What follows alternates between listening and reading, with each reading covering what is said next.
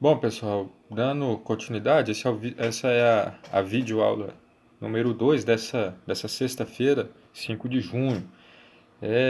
Ainda sobre a situação da unidade construída, lembra-se, ela pode ser superposta de frente, né, que a gente viu na videoaula anterior, e agora ela pode ser também uma edificação superposta de fundos. O que seria isso?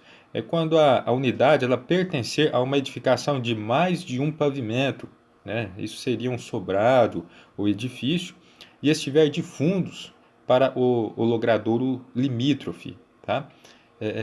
Certo? Então isso significa que você tem o terreno, né, de frente para aquela rua, mas a construção ela é de dois pavimentos, no mínimo, e ela não está à frente, né? Ela está aos fundos. Tá? Isso chama-se, portanto, superposta de fundos.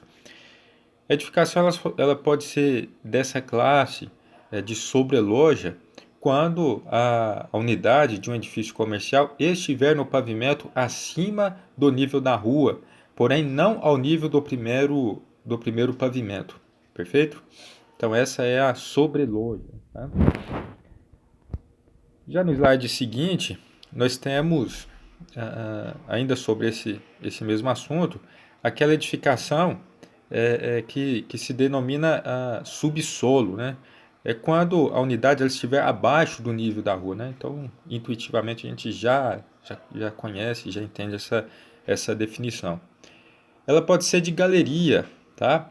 É quando a unidade ela situar-se em corredor extenso para caminho ou passagem de pedestres, né, existentes em certos edifícios, podendo ou não ligar dois logradouros. Então, essa forma de galeria aí a gente pode visualizar, né, e exemplificar como essa construção aí onde funciona a nossa escola, tá?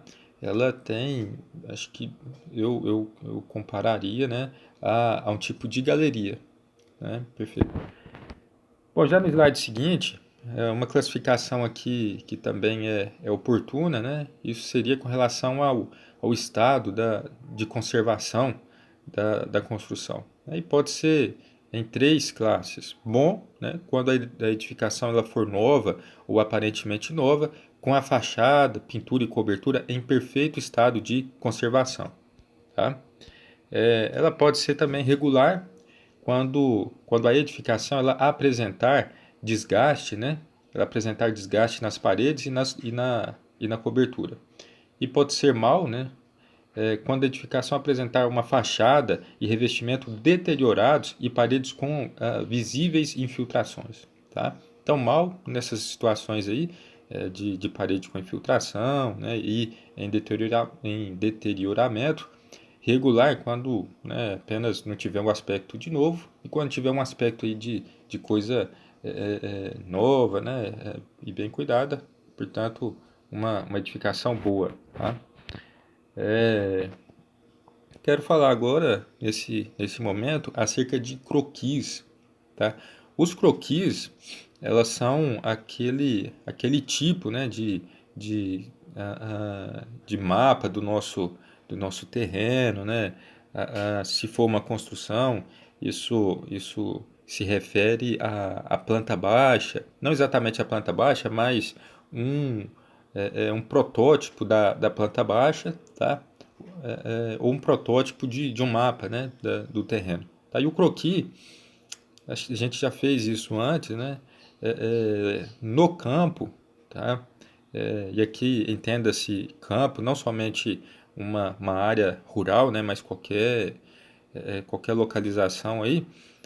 No campo, para você levantar um croquis, é necessário proceder nesses 6 passos. Né? Então vamos a eles. Primeiro, medir a testada, ou seja, a frente, o lado direito, o lado esquerdo e o fundo do terreno com uma fita métrica, tá? Com uma trena.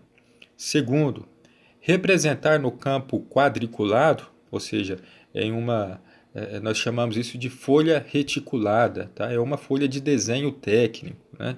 Então, representar nessa folha fazer a representação, né, de um desenho obedecendo a essa escala aí, de 1 para 250, que é o formato do terreno que a gente vai colocar em papel, né, e transcrever também as medidas que nós encontramos na fita métrica. Tá? Então, essa escala aí de 1 para 250, isso significa que uma medida no papel, ela significa 250 vezes, né, a medida no terreno. Então, se você tem 1 centímetro no papel, você teria 2,50 metros no terreno real. Perfeito? Bom, terceiro, medir os limites da edificação com a trena. Os limites da edificação. Veja que não confundir, né, as medidas anteriores, né, porque aqui são medidas do limite da edificação. Quarto, representar a edificação dentro do lote, obedecendo a escala de 1 para 250. Lembrando, né, isso seria 1 centímetro para 2,50 metros. Quinto passo, transcrever as medidas encontradas sem se esquecer de observar os recuos laterais e frontais existentes. Sexto, a indicação da amarração da edificação no lote é, porém, opcional e depende de solicitação do município. Perfeito? Bom, isso aí são passos, então, para a gente fazer, para a gente elaborar o nosso croquis. Certo? Bom, aqui estão referências, né?